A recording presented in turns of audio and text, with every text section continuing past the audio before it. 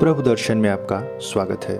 मित्रों, प्रभु दर्शन की आज की इस कड़ी में हम जानेंगे कि किस प्रकार से एक सार्थक जीवन जिया जा सकता है या अपने मनुष्य जीवन को किस प्रकार से सार्थक बनाया जा सकता है। तो चलिए चलते हैं, आज की इस कड़ी को आरंभ करते हैं। मित्रों, मनुष्य इस संसार में पैदा होता है और मरकर मिट्टी में मिल जाता है। यह उसका इहलौकिक जीवन है जो यहाँ शुरू होकर और यहीं पर समाप्त हो जाता है।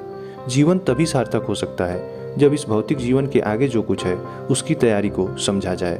हम जीवन केवल शरीर को मानते हैं जो कि आत्मा की यात्रा है। यह अपने आप में पूर्ण नहीं है तथा किसी श्रृंखला की कड़ी है जिसके कारण हम जीवित हैं।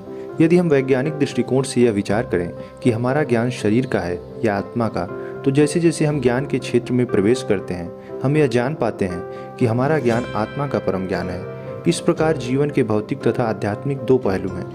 पार्थिव जीवन को दिव्य जीवन से तथा भौतिक जीवन को आध्यात्मिक जीवन से अलग समझ लेने का परिणाम यह होता है कि इंद्रियों के इस भौतिक जीवन को हम सब कुछ समझ लेते हैं। इंद्रियों का जीवन विषय केवल भोग के लिए ही है। ऐसे में मनुष्य किसी दिशा की ओर न जाकर जीवन के मार्ग में भटक जाता है। जीवन की दिशा निश्चित होने पर मनुष्य बिना किसी संदेह के अपने जीवन की नौका को उस ओर खेने लगता है।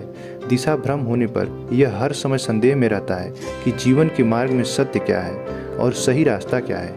अगर यही जीवन सब कुछ है तथा परमार्थ कुछ भी नहीं है तो उसकी सोच भौतिकतावादी होने लगती है, जबकि यह भौतिक जीवन अंतिम अवस्था नहीं है।